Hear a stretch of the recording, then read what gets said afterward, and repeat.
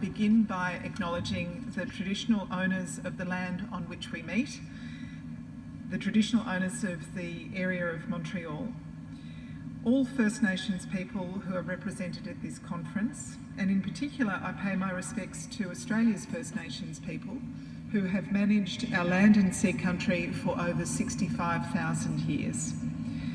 As Australians, we know how lucky we are, with an island continent to call our home and some of the most spectacular biodiversity on Earth.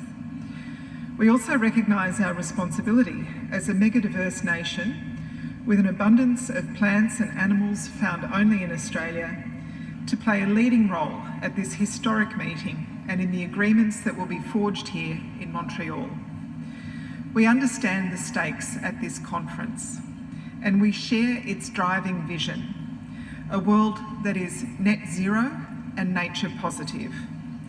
A world that is winning the fight against climate change on a path to net zero carbon pollution, while living in harmony with the natural resources that sustain us all.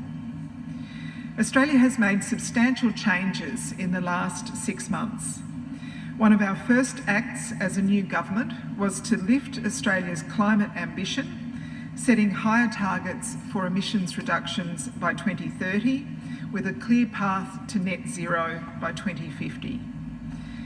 Australia is working with the private sector to design out waste and pollution, keeping materials in use and fostering markets to achieve a circular economy by 2030. Just last week, we announced our new Nature Positive Plan for Australia to protect our biodiversity, to stop new extinctions and to reverse the damage that's already been done. As part of this plan, we will establish a new Environment Protection Agency. We will protect 30% of our land and 30% of our sea by 2030. We'll design a new nature repair market to encourage private investment in conservation, protection and restoration. We will reform our national environment laws from the ground up, taking them from nature negative, where they were simply managing a decline in our environment, to nature positive, where we'll protect our land and sea and leave it in a better state than we found it.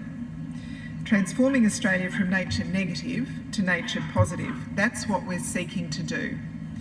To turn the tide in our country from over 2 centuries of the destruction of nature to a future of nature repair. But we know, of course, that no single nation can do this alone. That's why global agreements and conferences like this are so important. It's why clear targets and strong goals and mutual support are also so vital. Australia stands ready to lift our ambition, to support our friends and partners, particularly in the Pacific, and to face the most critical challenges facing humanity today. Can I finish by thanking the People's Republic of China for your leadership and Canada for your hospitality at this 15th meeting of the Conference of the Parties. Thank you.